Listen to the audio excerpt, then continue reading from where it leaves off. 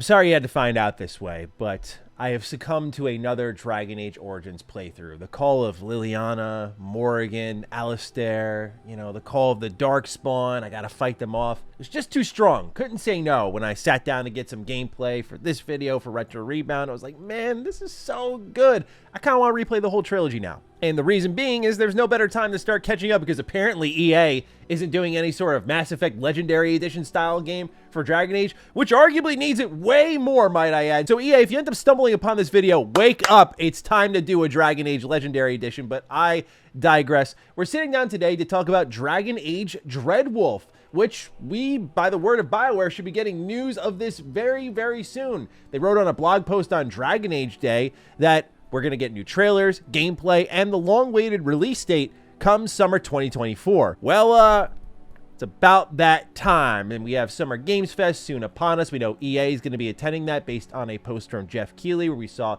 EA was going to be there as part of the show. But is Xbox going to get involved? We have potentially information on that. We'll talk about it. But nonetheless, there's a lot of information circulating around about this game, and surprisingly, the spin has been positive. As someone who's covered BioWare for, well, as long as this channel's existed, it's always been about the crunch culture, someone getting laid off, studio shakeup, project's not in a good place, it's been worked on for far too long, etc., etc. And it's fueled this narrative about the company that they're a shell of themselves, and it's just reinforced by the releases like Anthem, like Mass Effect Andromeda, where they're not games people wanted from them. And so hopefully Dragon Age Dreadwolf can serve as a spot where they can start to turn around the optics for this company. So we'll get into that, from the positive rumors to when this game may be released, how soon it's arriving after the reveal, when we actually may see gameplay, and so on. So if you're new here and you're into what's going on with BioWare, certainly if there's any sort of reveal, we'll be talking about it a lot. Consider subscribing.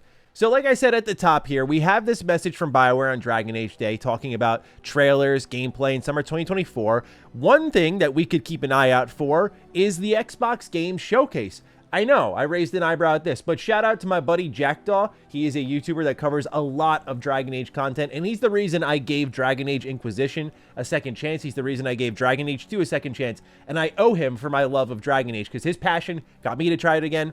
And now I love it more than I ever did. And it's in this recent video from Jackdaw that he actually covers a part of an article that I had missed from my friend Jez Corden. So let's take a look at said article. It's in this article that we covered from Jez Corden earlier, where he talks about what to expect from the Xbox Game Showcase in 2024, that he writes at the bottom, Microsoft has also landed marketing deals for some upcoming third-party major titles with at least one gameplay debut that may bring solace to one weary fan base. Now, I hope I'm not being too presumptuous, BioWare fans, but weary would definitely be an apt description of us.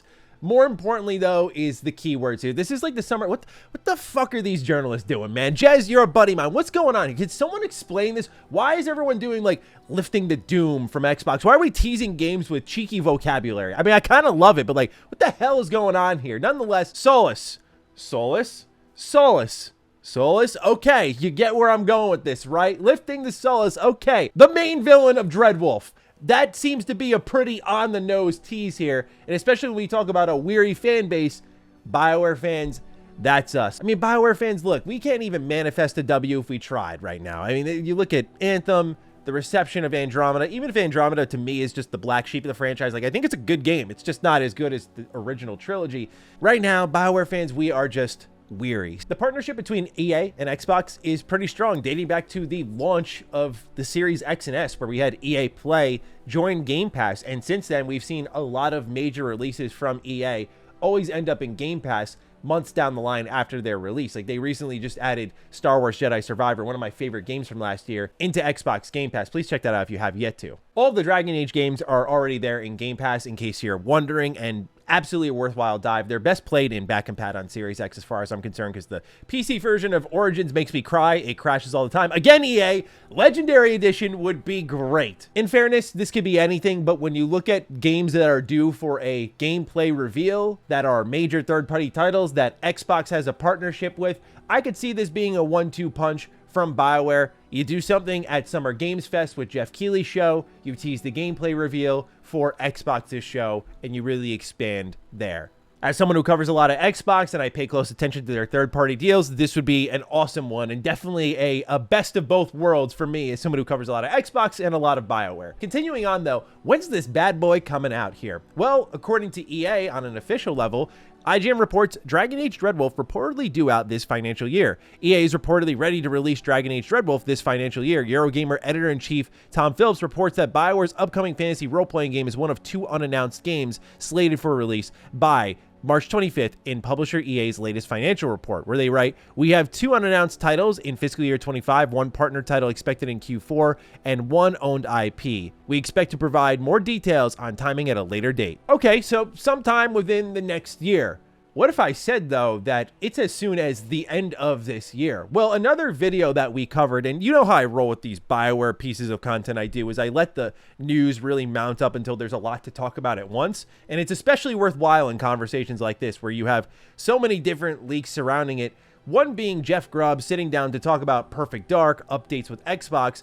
And in the middle of all of that, he did bring up Dragon Age and the status of that game. But for Dragon Age Dreadwolf, this is one that I've mentioned before is coming out this year. And hey, will it be at the Summer Game Fest or around that time? Yeah, they've said that themselves over at EA. So that's not something from me, that's them. That would be my expectation because, yeah, it still sounds like that game is coming out later this year. So where would they announce it other than Summer Game Fest? They could hold their own thing.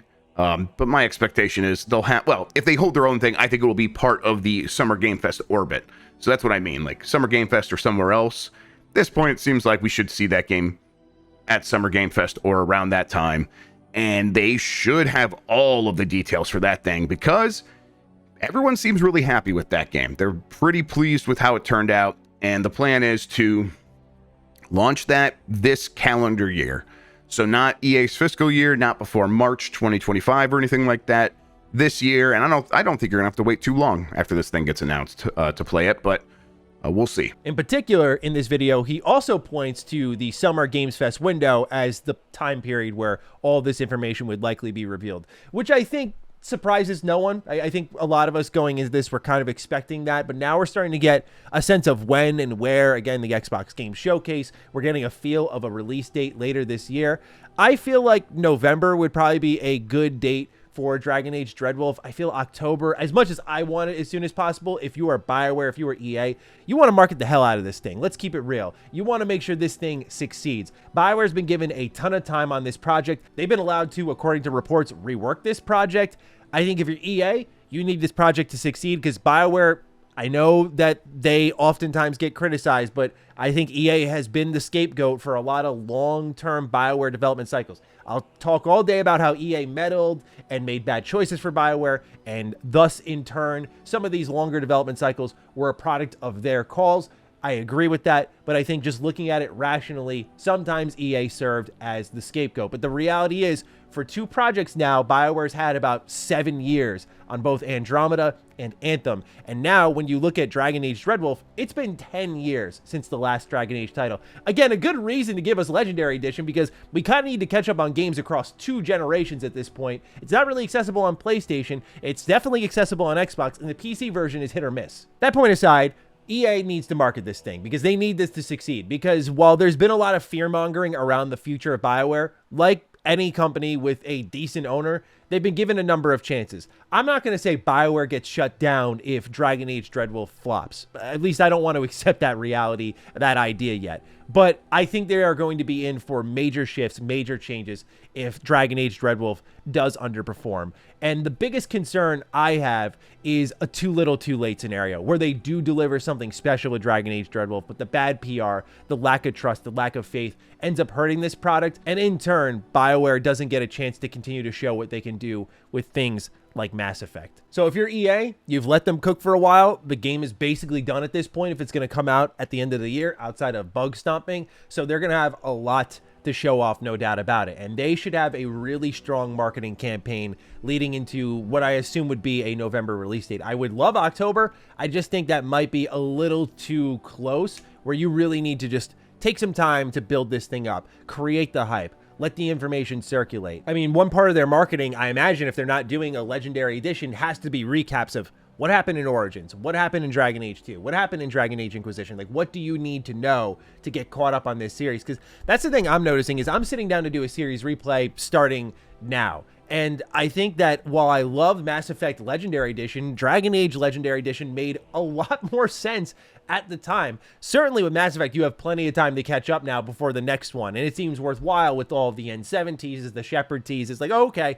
this is going to be worth it long term. But Dragon Age being next up in line and having a lot of, you know, things wrong with the series, like the balancing in Dragon Age Inquisition could use some retooling. The actual functionality of Origins could use some retooling, some tweaking. Like, a lot of changes could come to these games that would unify them and make them easier to access for a game that requires you to play and understand 3 games prior to it to be invested in what happens next. And lastly, the DLC to the last game you released 10 years ago is set up to what's happening in this game. We'll see how standalone Dragon Age Dreadwolf ends up being, but nonetheless, ladies and gentlemen, it's an interesting time for the franchise. They're about to swing really hard, and I can say this much, I have heard positive rumblings. I don't know what that'll result in. I haven't seen anything on the game, but all I can say is I can firm up what Jeff said, which is we're hearing very good things. Team's feeling good about it. And I had said that multiple times in the past, how BioWare was really feeling confident about it. This one from Jeff happened to be the one picked up, but I can just reaffirm this has been the sentiment across the team for a while, that they're really happy with what they have here. And I think if I'm BioWare, the only concern I have is based on what we saw of the prototype footage with more action combat, that people don't see that, scoff, and then go to something like Baldur's Gate 3 because it's not what they want from traditional old school BioWare. The verdict's still out on that type of stuff for me. I've always found BioWare's gameplay decision-making with Dragon Age to be puzzling. You have an Origins title, which is more tactics, an action game in Dragon Age 2, a mixture of the two in Inquisition, and it looks like in Dragon Age Dreadwolf from the prototype trailer, I imagine it's something almost God of War-like. So it's in a really strange spot. So, again, we'll see where everything goes, but nonetheless, wanted to deliver all of this Dragon Age news to you today to see what you think about it. When do you think we're going to see the game? What showcases is it appearing in? When do you think it's going to release? Etc., etc. Let me know down below. Other than that, take excellent care of yourselves, and I will see you in the next video. Stay sexy, stay active. I love you all. Peace.